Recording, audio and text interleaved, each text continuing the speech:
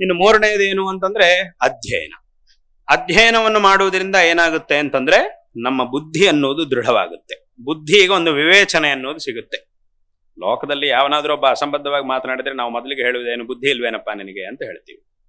ಯಾಕೆ ಹಂಗೆ ಹೇಳ್ತೀವಿ? ಬುದ್ಧಿ ಸರಿಯಾಗಿದ್ದಿದ್ರೆ ಇವನು ಹೀಗೆ ಮಾತಾಡ್ತಿರ್ಲಿಲ್ಲ, ಅಥವಾ ಏನಾದ್ರೂ ತಪ್ಪು ಮಾಡಿದಾಗ ಬುದ್ಧಿ ಇಲ್ವೇನಪ್ಪ ನಿನಗೆ ಅಂತ ಹೇಳ್ತೀವಿ. ಏನಾದ್ರೂ ಒಂದು ಒಳ್ಳೆ ಕೆಲಸವನ್ನು ಚೆನ್ನಾಗಿ ಮಾಡಬೇಕು, ಒಳ್ಳೆ ಮಾತನ್ನಾಡಬೇಕು, ಒಳ್ಳೆ ಯೋಚನೆ ಮಾಡಬೇಕು ಅಂತಂದ್ರೆ ಎಲ್ಲದಕ್ಕಿಂತ ಮೊದಲು ಬುದ್ಧಿ ಅನ್ನೋದು ಸರಿಯಾಗಿರ್ಬೇಕು. ಬುದ್ಧಿ ಅನ್ನೋದು ಯಾವಾಗ ಸರಿಯಾಗುತ್ತೆ? ಆ ಬುದ್ಧಿಗೆ ಒಳ್ಳೆ ತಿಳುವಳಿಕೆಯನ್ನು, ಒಳ್ಳೆ ವಿಚಾರಗಳ ತಿಳುವಳಿಕೆಯನ್ನು ಬುದ್ಧಿಗೆ ಕೊಟ್ಟಾಗ ಮಾತ್ರವೇ ಬುದ್ಧಿ ಚೆನ್ನಾಗಿರುತ್ತೆ. ಯಾವ ರೀತಿಯಂತಹ ಒಂದು ತಿಳುವಳಿಕೆಯನ್ನು ಬುದ್ಧಿ ಕೊಡ್ತೀವೋ ಅದೇ ರೀತಿಯಂತಹ ಫಲವನ್ನು ಬುದ್ಧಿ ನಮಗೆ ಕೊಡುತ್ತೆ. ಆ ಬುದ್ಧಿಯ ಸ್ವಭಾವ ಅದು. ಆದ್ರಿಂದ ಅಂತಹ ಒಳ್ಳೆ ಸಂಸ್ಕಾರ ನಮಗೆ ಬೆಳೀಬೇಕು ಅಂತಂದ್ರೆ ಈ ಅಧ್ಯಯನವನ್ನು ವಿಶೇಷವಾಗಿ ಮಾಡಬೇಕು. ನಮ್ಮ ಗ್ರಂಥಗಳ ಅಧ್ಯಯನ, ಈ ರಾಮಾಯಣ, ಮಹಾಭಾರತ, ಭಗವದ್ಗೀತೆ ಮೊದಲಾದಂತಹ ಬೇಕಾದಷ್ಟು ಗ್ರಂಥಗಳಿವೆ. ಶಂಕರಾಚಾರ್ಯರಂತೂ ಬೇಕಾದಷ್ಟು ಗ್ರಂಥಗಳನ್ನು ರಚನೆ ಮಾಡಿದ್ದಾರೆ, ಪ್ರಕರಣಗಳನ್ನು ರಚನೆ ಮಾಡಿದ್ದಾರೆ. ಅದರೊಳಗೆ ಎಷ್ಟೋ ವಿಚಾರಗಳನ್ನು ಅವರು ಹೇಳಿದ್ದಾರೆ. ಈ ಎಲ್ಲ ವಿಚಾರಗಳನ್ನು ಸ್ವಲ್ಪ ಸ್ವಲ್ಪ ಸ್ವಲ್ಪ ಸ್ವಲ್ಪ ಅಧ್ಯಯನ ಮಾಡ್ತಾ ಇದ್ರೆ ಅದರಿಂದ ನಮ್ಮ ಬುದ್ಧಿ ಅನ್ನೋದು ಸಂಸ್ಕೃತವಾಗುತ್ತೆ. ಅದರಿಂದ ಒಳ್ಳೆ ವಿಚಾರಗಳನ್ನು ನಾವು ಮಾಡಲಿಕ್ಕೆ ಸಾಧ್ಯ ಆಗುತ್ತೆ. ಆದ್ರಿಂದ ಈ ಸಾಧನೆಯನ್ನು ಮಾಡುವುದು ಇದು ವೈಯಕ್ತಿಕವಾದಂತಹ ಆತ್ಮೋದ್ಧಾರಕ್ಕೆ. ಮತ್ತೆ ಇನ್ನೊಂದು ವಿಷಯ ಏನು ಅಂದ್ರೆ, ಈ ಜಪ, ಧ್ಯಾನ, ಅಧ್ಯಯನ, ಅದು ಜಪ ಅನ್ನೂ ಸರಿ, ಜಪ ಆದ್ರೂ ಅನುಷ್ಠಾನ ಆಯ್ತು. ಈ ಧ್ಯಾನ ಅಧ್ಯಯನ ಅನ್ನೋದು ಎಲ್ಲರಿಗೂ ಸಹ ಬೇಕೇ ಬೇಕು. ಒಬ್ಬ ಒಳ್ಳೆ ವ್ಯಕ್ತಿ ಕ್ರೀಡಾಪಟು ಆಗ್ಬೇಕು, ಲೋಕದಲ್ಲಿ ಒಂದು ಕ್ರೀಡೆಯಲ್ಲಿ ಒಂದು ಒಳ್ಳೆ ಪಟು ಆಗ್ಬೇಕು ಅಂತಂದ್ರೆ ಅವರು ಧ್ಯಾನ ಮಾಡ್ತಾರೆ. ಆ ತರ ಮಾಡಿದ್ರೇನೆ ಅವ್ರು ಆಡುವಂತಹ ಆಟದಲ್ಲಿ ಅವರು ಸರಿಯಾಗಿ ಅದ್ರ ಮೇಲೆ ಏಕಾಗ್ರತೆ ನೀಡ್ಲಿಕ್ಕಾಗುತ್ತೆ. ಅವ್ರಿಗೂ ಧ್ಯಾನ ಅನ್ನೋದಿರುತ್ತೆ. ಆ ತರದವರಿಗೂ ಧ್ಯಾನ ಅಂದ್ರೆ ಬರೀ ಈಗ ಯಾರಿಗೆ ಆಧ್ಯಾತ್ಮಿಕ ಸಾಧನೆ ಮಾಡುವವರು ಇರ್ತಾರೋ ಅವ್ರಿಗೆ ಮಾತ್ರವೇ ಧ್ಯಾನ ಇದ್ಬಿಟ್ರೆ ಸಾಕು, ಬೇರೆಯವ್ರಿಗೆ ಬೇಡ ಅಂತಿಲ್ಲ. ಮನಸ್ಸನ್ನು ನಿಗ್ರಹ ಮಾಡ್ಲಿಕ್ಕೆ ನಿಗ್ರಹ ಯಾರ್ಯಾರು ಮಾಡ್ಕೊಳ್ಬೇಕಾಗಿದೆ ಅವರೆಲ್ಲರಿಗೂ ಇದು ಬೇಕೇ ಬೇಕು. ಮನಸ್ಸು ನಿಗ್ರಹವಾಗಿಲ್ಲ ಅಂದ್ರೆ ಏನು ಮಾಡ್ಲಿಕ್ಕೆ ಸಾಧ್ಯ ಇಲ್ಲ, ಓದ್ಲಿಕ್ಕೂ ಸಾಧ್ಯ ಆಗ. ಒಬ್ಬ ಪರೀಕ್ಷೆಯಲ್ಲಿ ಒಬ್ಬ ವ್ಯಕ್ತಿ, ಒಬ್ಬ ಮಗು ಉತ್ತೀರ್ಣ ಆಗ್ಬೇಕು ಅಂತಂದ್ರೂ ಅದಕ್ಕೆ ಮನಸ್ಸು ನಿಗ್ರಹ ಅನ್ನೋದಲ್ಲಿ ಇರಲೇಬೇಕು. ಅದು ನಿಗ್ರಹದಲ್ಲಿ ಇರಬೇಕು ಅಂತಂದ್ರೆ ಇಂತಹ ಧ್ಯಾನ ಅನ್ನೋದು ಬೇಕೇ ಬೇಕು, ಅಧ್ಯಯನವೂ ಬೇಕೇ ಬೇಕು. ಅದರಿಂದ ಇಂತಹ ಕಾರ್ಯಗಳನ್ನ ಪ್ರತಿಯೊಬ್ಬರೂ ಸಹ ಮಾಡಬೇಕು. ಒಂದು ಪರಿವಾರದಲ್ಲಿ ನಾವು ಮಾಡಬೇಕಂತಹ ಕರ್ತವ್ಯಗಳು, ಅದು ಪುನಃ ಧಾರ್ಮಿಕ, ಲೌಕಿಕ ಎರಡು ತರ. ಮತ್ತೆ ಒಂದು ಸಮಾಜದಲ್ಲಿ ಒಂದು ಧಾರ್ಮಿಕ ಮತ್ತು ಲೌಕಿಕ ಎರಡು ತರ, ವೈಯಕ್ತಿಕವಾಗಿ ಧಾರ್ಮಿಕ, ಲೌಕಿಕ ಎರಡು ತರ. ಈ ಎಲ್ಲ ಕೆಲಸಗಳನ್ನು ಪ್ರತಿಯೊಬ್ಬರೂ ಸಹ ಖಂಡಿತವಾಗಿಯೂ ಮಾಡಬೇಕು. 6 ಕೆಲಸಗಳನ್ನು ಖಂಡಿತ ಮಾಡಲೇಬೇಕು. ಪ್ರತಿ ದಿವಸ ಈ 6 ಕೆಲಸಗಳು ನಮ್ಮಿಂದ ಆಗ್ಬೇಕು. ಪ್ರತಿ ದಿವಸನೂ ಇದಾಗಬೇಕು. ಈ ತರ ಮಾಡಿದಾಗ ಖಂಡಿತವಾಗಿಯೂ ಎಲ್ಲರಲ್ಲೂ ಒಂದು ದೃಢವಾದಂತಹ ಒಂದು ವ್ಯಕ್ತಿತ್ವ ಬರುತ್ತೆ.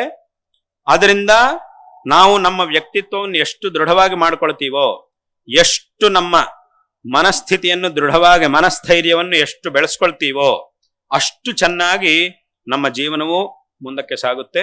ಅಷ್ಟು ಚೆನ್ನಾಗಿ ನಾವು ಈ ಧರ್ಮವನ್ನು ಆಚರಣೆ ಮಾಡಲಿಕ್ಕೆ ಸಾಧ್ಯ ಆಗುತ್ತೆ. ಈ ಜೀವನವನ್ನು ಸಾರ್ಥಕ ಮಾಡ್ಕೊಳ್ಳಿಕ್ಕೆ ಸಾಧ್ಯ ಆಗುತ್ತೆ. ಆದ್ರಿಂದ ಪ್ರತಿಯೊಬ್ಬ ಹಿಂದೂ ಸಹ ಇದನ್ನ ಖಂಡಿತವಾಗಿಯೂ ಯೋಚನೆ ಮಾಡಬೇಕು. ವಾಸ್ತವವಾಗಿ ನಾನು ಇಲ್ಲಿ ಹಿಂದೂ ಸಮಾಜಕ್ಕೆ ಈ ವಿಷಯವನ್ನು ಹೇಳ್ತೀವಿ. ವಾಸ್ತವವಾಗಿ ಈ ವಿಚಾರಗಳು, ಯಾವ ವಿಚಾರಗಳು ನಮ್ಮ ಗ್ರಂಥಗಳು ನಮಗೆ ಹೇಳುವೆಯೋ ಈ ವಿಚಾರಗಳು ಬರೀ ಹಿಂದೂಗಳಿಗೆ ಮಾತ್ರ ಅಲ್ಲ, ಇಡೀ ಪ್ರಪಂಚದಲ್ಲಿ ಯಾರಿಗೆ ಬೇಕಾದ್ರೂ ಈ ವಿಚಾರಗಳ ಅವಶ್ಯಕತೆ ಇದ್ದೇ ಇದೆ. ಅವನಿಗೆ ಒಳ್ಳೇದಾಗಬೇಕು ಅಂದ್ರೆ ಈ ವಿಚಾರಗಳು ಅವನಿಗೆ ಬೇಕೇ ಬೇಕು. ಇಂತಹ ವಿಚಾರಗಳಿದ್ರೆ ಮಾತ್ರವೇ ಯಾರಾದ್ರೂ ಒಳ್ಳೇದು ಮಾಡಲ್ಲ. ಅದರಿಂದ ಹಿಂದೂ ಧರ್ಮ ಅಂತಂದ್ರೆ, ಹಿಂದುತ್ವ ಅಂತಂದ್ರೆ ಬರೀ ಒಂದಿಷ್ಟು ಜನ ಅದನ್ನು ಆಚರಣೆ ಮಾಡಿಬಿಟ್ರೆ ಆಯ್ತು ಅಂತಿಲ್ಲ. ಪ್ರಪಂಚದಲ್ಲಿ ಯಾರಿಗೆ ಬೇಕಾದ್ರೂ ಹಿಂದೂ ಧರ್ಮ ಅಂದ್ರೆ ಏನು, ಪ್ರಪಂಚದಲ್ಲಿ ಯಾರಿಗೆ ಬೇಕಾದ್ರೂ ಒಳ್ಳೇದಾಗಬೇಕು ಅಂತಂದ್ರೆ ಅವನು ಮಾಡಬೇಕಂತಹ ಆಚರಣೆ, ಅದೇ ಹಿಂದೂ ಧರ್ಮ ಅಂತಂದ್ರೆ. ಅವನು ಪ್ರಪಂಚದಲ್ಲಿ ಎಲ್ಲಿ ಬೇಕಾದ್ರೂ ಇರಲಿ, ನಿಜವಾದಂತಹ ಹಿಂದೂ ಧರ್ಮ ಅಂದ್ರೆ ಇದು. ಈ ಅಂದ್ರೆ ನಮ್ಮ ಹಿಂದೂ ಧರ್ಮದಲ್ಲಿ ತುಂಬಾ ವಿಚಾರಗಳಿವೆ, ಒಳ್ಳೆ ವಿಚಾರಗಳು ಬೇಕಾದಷ್ಟಿವೆ. ಆ ವಿಚಾರಗಳನ್ನ ತಿಳ್ಕೊಳ್ಳುವುದಕ್ಕೆ ಎಲ್ಲೆಲ್ಲಿಂದಲೋ ನಮ್ಮ ದೇಶಕ್ಕೆ ಬರ್ತಿದ್ದಾರೆ. ಈ ಗ್ರಂಥಗಳನ್ನು ಅಧ್ಯಯನ ಮಾಡ್ತಿದ್ದಾರೆ, ಅವರವರ ಭಾಷೆಗಳಲ್ಲಿ ಅನುವಾದ ಮಾಡ್ಕೊಳ್ತಿದ್ದಾರೆ. ಇಲ್ಲಿರುವಂತಹ ವಿಚಾರಗಳನ್ನೆಲ್ಲ ತಗೊಂಡೋಗಿ ಅವ್ರ ಪುಸ್ತಕಗಳನ್ನು ಬರ್ಕೊಳ್ತಿದ್ದಾರೆ. ಅದರಿಂದ ಇದನ್ನ ಪ್ರತಿಯೊಬ್ಬರು ಸಹ ಚೆನ್ನಾಗಿ ತಿಳ್ಕೊಳ್ಬೇಕು. ಆದ್ರಿಂದ ಇಂತಹ ವಿಚಾರಗಳನ್ನ ನಮ್ಮ ಧರ್ಮಗಳಲ್ಲಿ ಹೇಳಿದ್ದಾರೆ. ಅದರಿಂದ ಹಿಂದೂ ಧರ್ಮ ಅಂತಂದ್ರೆ ಇಡೀ ಪ್ರಪಂಚದ ಒಂದು ಶ್ರೇಯಸ್ಸಿಗೆ ಮಾರ್ಗವನ್ನು ತೋರಿಸುವಂತಹ ಧರ್ಮ ಅನ್ನೋದು ಇದರ ಅರ್ಥ. ಹಾಗೆ ಇದನ್ನ ಪ್ರತಿಯೊಬ್ಬರು ಸಹ ಚೆನ್ನಾಗಿ ತಿಳ್ಕೊಳ್ಬೇಕು. ಇದು ಗೊತ್ತಿಲ್ವಾದ್ರಿಂದ ತುಂಬಾ ಜನ ಇವತ್ತಿನ ದಿವಸ ಹಿಂದೂ ಧರ್ಮದ ಬಗ್ಗೆ ಏನೇನಾದ್ರೆ ನಾನು ಆರಂಭದಲ್ಲಿ ಹೇಳಿದಾಗೆ ಈ ತಿಳುವಳಿಕೆ ಇಲ್ವಾದ್ರಿಂದ ನಿಜವಾಗ್ಲೂ ಇಲ್ಲಿ ಏನ್ ಹೇಳಿದ್ದಾರೆ ಅನ್ನೋದು ಗೊತ್ತಿಲ್ಲ. ಅವ್ರಿಗೇನೋ ಒಂದಿಷ್ಟು ಹೇಳ್ಕೊಟ್ಟಿದ್ದಾರೆ, ಇಷ್ಟನ್ನು ಹೇಳ್ಕೊಟ್ಬಿಟ್ಟು ಇದೇನಪ್ಪ ಇದನ್ನೇ ಎಲ್ಲ ಕಡೆ ಹೇಳ್ತಾ ಇರುವಂತ ಆ ಒಂದು ಕೀ ಕೊಟ್ಟು ಬಿಟ್ಟ ಹಾಗೆ ಬಿಟ್ಟಿದ್ದಾರೆ. ಅವರೆಲ್ಲ ಕಡೆನೂ ಅದೇ ಹೇಳ್ತಿರ್ತಾರೆ, ಹೇಳಿದ್ದನ್ನೇ ಎಲ್ಲ ಕಡೆನೂ ಹೇಳ್ತಾ ಇರ್ತಾರೆ. ಇದರ ಬಗ್ಗೆ ಸರಿಯಾದಂತಹ ತಿಳುವಳಿಕೆ ಅವರುಗಳಿಗಿಲ್ಲ. ನಿಜವಾಗಲೂ ಇಲ್ಲಿರುವಂತಹ ವಿಚಾರಗಳನ್ನ ಎಲ್ಲರೂ ಅಪೇಕ್ಷೆ ಪಡ್ತಿದ್ದಾರೆ. ನಾವು ಸಹ ಇದನ್ನು ಮಾಡಬೇಕು, ಇಲ್ಲಿ ಒಳ್ಳೆ ವಿಚಾರಗಳಿವೆ, ಇವುಗಳನ್ನ ನಾವು ಕಲ್ತ್ಕೊಳ್ಬೇಕು ಅಂತ ಹೇಳಿ ತುಂಬಾ ಜನ ಬರ್ತಿದ್ದಾರೆ ಇವತ್ತಿನ ದಿವಸ. ಆದ್ರಿಂದ ಇದನ್ನ ಪ್ರತಿಯೊಬ್ಬರೂ ಸಹ ಚೆನ್ನಾಗಿ ತಿಳ್ಕೊಳ್ಬೇಕು. ಎಲ್ಲರೂ ಸಹ ಈಗ ಹೇಳಿದಂತಹ ಈ ಕಾರ್ಯಗಳನ್ನ ಪ್ರತಿ ದಿವಸ ಮಾಡಬೇಕು. ಪ್ರತಿ ದಿವಸ ಎಲ್ಲ ಕಾರ್ಯಗಳನ್ನು ಸಹ ಮಾಡಬೇಕು. ತದ್ವಾರ ಜೀವನವನ್ನು ಸಾರ್ಥಕ ಮಾಡಿಕೊಳ್ಳಬೇಕು ಅನ್ನುವಂತಹ ಒಂದು ವಿಷಯವನ್ನ ಈ ಸಂದರ್ಭದಲ್ಲಿ ಎಲ್ಲರಿಗೂ ಸಹ ಹೇಳಬಯಸ್ತಾ ಇದ್ದೇವೆ. ಇಂತಹ ಒಂದು ವಿಚಾರಗಳನ್ನ ನಮಗೆ ತಿಳಿಸುವುದಕ್ಕಾಗಿಯೇ ಜಗದ್ಗುರು ಶ್ರೀ ಶ್ರೀ ಆದಿಶಂಕರ ಭಗವತ್ಪಾದಾಚಾರ್ಯರು ಈ ದೇಶದಲ್ಲಿ ಅವತಾರ ಮಾಡಿದ್ದಾರೆ 1200 ವರ್ಷಗಳ ಹಿಂದೆ. ಶಂಕರಾಚಾರ್ಯರು ಅವತಾರ ಮಾಡಿ ಮತ್ತೆ ಇನ್ನೂ ಇದು ಅಷ್ಟೇ, ಶಂಕರಾಚಾರ್ಯರು ನಿಜವಾಗ್ಲೂ ಏನು ಹೇಳಿದ್ದಾರೆ ಅನ್ನೋದು ಸಹ ತುಂಬಾ ಜನರಿಗೆ ಗೊತ್ತಿಲ್ಲ. ಸುಮ್ಮನೆ ಏನು ಶಂಕರಾಚಾರ್ಯರು ಏನ್ ಹೇಳಿದಾರಪ್ಪ ಅಂದ್ರೆ ಅದ್ವೈತ ತತ್ವದ ಬಗ್ಗೆ ಹೇಳಿದ್ದಾರೆ ಅಷ್ಟು ಮಾತ್ರ ಗೊತ್ತು. ಇನ್ನು ಅದ್ರ ಮೇಲೆ ಕೇಳಿದ್ರೆ ಯಾರಿಗೂ ಗೊತ್ತಿಲ್ಲ, ಹೇಳಕ್ಕಾಗೋದಿಲ್ಲ. ಸುಮ್ಮನೆ ಶಂಕರಾಚಾರ್ಯರ ಹೆಸರು ಗೊತ್ತು, ಒಂದು ಫೋಟೋ ಇಟ್ಬಿಟ್ಟು ಯಾರು ಕೇಳಿದ್ರೆ ಆ ಶಂಕರಾಚಾರ್ಯರು ಅಂತ ಹೇಳುವಷ್ಟು ತಿಳುವಳಿಕೆ ಇದೆ. ಈ ಫೋಟೋದಲ್ಲಿ ಇರುವರು ಯಾರಪ್ಪ ಅಂತ ಕೇಳಿದ್ರೆ ಶಂಕರಾಚಾರ್ಯರು, ಒಂದು ದಂಡ ಇದೆ ಕೈಯಲ್ಲಿ, ಒಂದು ಕೈಯಲ್ಲಿ ಪುಸ್ತಕ ಇದೆ, ಹೀಗಿದ್ಬಿಟ್ರೆ ಇವರೇ ಶಂಕರಾಚಾರ್ಯರು ಅಂತ ತೀರ್ಮಾನ ಅಂತ ಆ ತರ ತೀರ್ಮಾನದಲ್ಲಿರೋರು ಇದ್ದಾರೆ. ಒಂದು ಕಾಷಾಯ ವಸ್ತ್ರ ಧರಿಸಿದ್ದಾರೆ.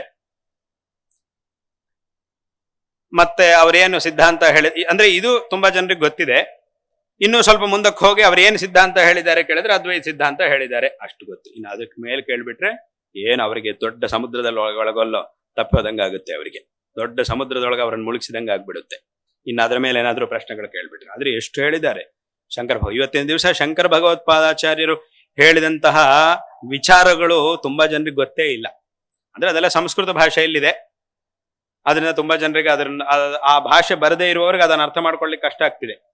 ವಾಸ್ತವವಾಗಿ ಒಂದು ವಿಚಾರ ಹೇಳ್ಬೇಕಂದ್ರೆ ಪ್ರಾಯ ಎಲ್ಲ ಕಡೆಗೂ ಅಂತ ಆಗದೆ ಇರ್ಬೋದು, ಆದ್ರೆ ಪ್ರಾಯ ಅನೇಕ ಕಡೆಗಳಲ್ಲಿ ಬೇರೆ ಬೇರೆ ಭಾಷೆ ಶಂಕರ ಭಗವತ್ಪಾದಾಚಾರ್ಯರ ನಂತರ ಕಾಲದಲ್ಲಿ ಬೇರೆ ಬೇರೆ ಪ್ರಾಂತಗಳಲ್ಲಿರ್ತಕ್ಕಂತಹ ಭಾಷೆಗಳಲ್ಲಿ ಜನರಿಗೆ ಒಳ್ಳೆ ವಿಚಾರಗಳನ್ನು ತಿಳಿಸಿದಂತಹ ವ್ಯಕ್ತಿಗಳು ಮಹಾಪುರುಷರು ಯಾರ್ಯಾರಿದ್ದಾರೋ ಪ್ರಾಯ ಅವರೆಲ್ಲರೂ ಸಹ ಶಂಕರಾಚಾರ್ಯರು ಮಾಡಿದಂತಹ ಉಪದೇಶಗಳನ್ನೇ, ಆ ಉಪದೇಶಗಳಿಂದಲೇ ಅವರು ಪ್ರೇರಿತರಾಗಿ ಆ ಉಪದೇಶಗಳನ್ನೇ ಬೇರೆಯವರಿಗೂ ಸಹ ಅವರವರ ಭಾಷೆಯಲ್ಲಿ ಆ ಗ್ರಂಥಗಳನ್ನು ಬರೆದು ಜನರಿಗೆ ಉಪದೇಶ ಮಾಡಿದ್ದಾರೆ ಪ್ರಾಯ ಎಲ್ಲ ಕಡೆನು. ಆದ್ರಿಂದ ಶಂಕರರು ಉಪದೇಶ ಮಾಡಿದಂತಹ ವಿಚಾರಗಳು ಬೇಕಾದಷ್ಟಿವೆ. ಮತ್ತೆ ಇನ್ನೊಂದೇನು ಅಂತಂದ್ರೆ ಇಡೀ ಭಾರತ ದೇಶವನ್ನ ಈ ಧಾರ್ಮಿಕತೆ ಮತ್ತು ಆಧ್ಯಾತ್ಮಿಕತೆ ಸಂಸ್ಕಾರ ಇದರ ಮೂಲಕ ಜೋಡಿಸಿದವರು ಶಂಕರ ಭಗವತ್ಪಾದಾಚಾರ್ಯರು, ಶಂಕರಾಚಾರ್ಯರು. ಯಾಕಂದ್ರೆ ಈಗ ಇಡೀ ಭಾರತ ದೇಶವನ್ನ ಯಾವುದೋ ಒಂದು ಭಾಷೆ ಮೂಲಕ ಒಟ್ಟು ಮಾಡ್ಲಿಕ್ಕಾಗುತ್ತಾ, ಎಲ್ಲರಲ್ಲೂ ಐಕಮತ್ಯ ಮಾಡ್ಲಿಕ್ಕಾಗತ್ತಾ? ಹಂಗಾಗೋದಿಲ್ಲ. ಬರೀ ನಾವು ಕಾಶ್ಮೀರದಲ್ಲಿ ನೋಡಿದ್ರೆ ಅಲ್ಲಿರೋ ಭಾಷೆ ಬೇರೆ, ಅಲ್ಲಿಂದ ಸ್ವಲ್ಪ ಕೆಳಗೆ ಬಂದ್ರೆ ಅಲ್ಲಿ ಪಂಜಾಬಿ ಮಾತಾಡೋದು, ಅಲ್ಲಿಂದ ಇನ್ನೊಂದು ಸ್ವಲ್ಪ ಕೆಳಗೆ ಬಂದ್ರೆ ಹಿಂದಿ ಮಾತಾಡೋದು, ಅಲ್ಲಿಂದ ಸ್ವಲ್ಪ ಆಚೆಗೆ ಹೋದ್ರೆ ಇದು ರಾಜಸ್ಥಾನದಲ್ಲಿ ಅಲ್ಲೆಲ್ಲ ಭೋಜ್ಪುರಿ ಮಾತಾಡೋದು, ಮತ್ತೆ ಅಲ್ಲಿಂದ ಸ್ವಲ್ಪ ಇನ್ನೂ ಕೆಳಗೆ ಬಂದ್ರೆ ಹಿಂದಿ ಮತ್ತು ಗುಜರಾತಿ, ಆಚೆ ಈಚೆಗೆ ಹೋಗ್ತಾ ಇದ್ರೆ ಗುಜರಾತಿ, ಇನ್ನೂ ಸ್ವಲ್ಪ ಕೆಳಗೆ ಇನ್ನೂ ಆಚೆಗೆ ಹೋದ್ರೆ ಬಂಗಾಲಿ, ಹೀಗೆ ಅಲ್ಲಿ ಬೇರೆ ಭಾಷೆ, ಅಲ್ಲಿ ಇನ್ನೊಂದು ಸ್ವಲ್ಪ ಆಚೆಗೆ ಹೋದ್ರೆ ಅಲ್ಲಿರುವಂತಹ ಭಾಷೆ ಅಸ್ಸಾಮಿ, ಇನ್ನೂ ಕೆಳಗೆ ಬಂದ್ರೆ ಮರಾಠಿ, ಆ ಪಕ್ಕಕ್ಕೆ ಹೋದ್ರೆ ತೆಲುಗು, ಇನ್ನೂ ಕೆಳಗೆ ಇನ್ನು ಅದಕ್ಕಿಂತ ಸ್ವಲ್ಪ ಇನ್ನೂ ಕೆಳಗೆ ಬಂದ್ರೆ ನಮ್ಮ ಕರ್ನಾಟಕ ರಾಜ್ಯದಲ್ಲಿ ಕನ್ನಡ ಮಾತಾಡ್ತೀವಿ, ಇನ್ನೂ ಪಕ್ಕಕ್ಕೆ ಕೆಳಗೆ ಹೋದ್ರೆ ತಮಿಳ್ನಾಡು, ತಮಿಳು ಭಾಷೆ ಮತ್ತು ಮಲಯಾಳಂ ಭಾಷೆ. ಮತ್ತೆ ಇದಲ್ಲದೆ ನಮ್ಮ ಕರ್ನಾಟಕದಲ್ಲೇ ಅದೆಷ್ಟೋ ಭಾಷೆಗಳಿವೆ, ಇಲ್ಲಿ ಮಾತನಾಡುವಂತಹ ಒಂದು ರೀತಿಯಂತಹ ಭಾಷೆ. ಮತ್ತೆ ನಮ್ಮ ದಕ್ಷಿಣ ಕನ್ನಡದಲ್ಲಿ ಅಲ್ಲೆಲ್ಲ ಬೇರೆ ಭಾಷೆ, ತುಳು ಭಾಷೆ ಇದೆ, ಕೊಂಕಣಿ ಭಾಷೆ ಇದೆ, ಹೀಗೆ ಬೇರೆ ಬೇರೆ ಭಾಷೆಗಳಿವೆ. ಇಷ್ಟೆಲ್ಲ ಭಾಷೆಗಳಿವೆ. ಆದ್ರೆ ಭಾಷೆಗಳು ಇದೆಲ್ಲ ಎಷ್ಟೇ ಇದ್ರು ಮತ್ತೆ ಒಂದೊಂದು ಕಡೆ ಒಂದೊಂದು ತರ ಸಂಪ್ರದಾಯನೂ ಇದೆ, ಒಂದೊಂದು ರೀತಿಯಂತಹ ವೇಷಭೂಷಗಳು, ಒಂದೊಂದು ರೀತಿಯಂತಹ ಆಚರಣೆಗಳು, ಹಬ್ಬಗಳು ಎಲ್ಲ ಬೇರೆ ಬೇರೆ ರೀತಿಯಾಗಿವೆ. ಆದ್ರೆ ಇಷ್ಟೆಲ್ಲ ಇದ್ರೂ ಸಹ ಆ ಧರ್ಮ, ಆಧ್ಯಾತ್ಮಿಕತೆ, ಸಂಸ್ಕೃತಿ ಮಾತ್ರ ಒಂದೇ. ಅದನ್ನ ಎಲ್ಲರೂ ಸಹ ಆಚರಣೆ ಮಾಡ್ಕೊಂಡು ಬರ್ತಿದ್ದಾರೆ. ಯಾವ ಭಾಷೆ ಬೇಕಾದ್ರೂ ಇರ್ಲಿ, ಯಾವ ಆಚರಣೆ ಬೇಕಾದ್ರೂ ಇರ್ಲಿ, ಇವರು ಯಾವ ಧರ್ಮದವರು? ಹಿಂದೂ ಧರ್ಮ. ಇವ್ರು ಯಾವ ಇದು ಸನಾತನ ಧರ್ಮ. ಇದು ಯಾವ ಆಚರಣೆ? ನಮ್ಮ ಸನಾತನ ಧರ್ಮದ ಆಚರಣೆ ಅನ್ನೋದ್ರಲ್ಲಿ ಮಾತ್ರ ಯಾವುದೇ ವಿಧವಂತಹ ವ್ಯತ್ಯಾಸ ಇಲ್ಲ. ಎಲ್ಲರೂ ಸಹ ಇನ್ನೊಬ್ಬ ಮಾಡುವುದು ತಪ್ಪು, ನಾನು ಮಾಡುವುದೇ ಸರಿ ಅನ್ನೋ ಭಾವನೆ ಇಲ್ಲದೆ, ನಾನು ಮಾಡುವುದು ಸರಿ ಅನ್ನೋ ಭಾವನೆವರೆಗೆ ಇರಲಿ, ಇನ್ನೊಬ್ಬ ಮಾಡುವುದು ತಪ್ಪು ಅಂತ ಹೇಳ್ಬೇಡ. ಯಾಕಂದ್ರೆ ಅದು ಅವನ ಸಂಪ್ರದಾಯ, ಆ ಪ್ರಾಂತ್ಯದಲ್ಲಿ ಅಲ್ಲಿರುವಂತಹ ಸಂಪ್ರದಾಯ ಅವರದು.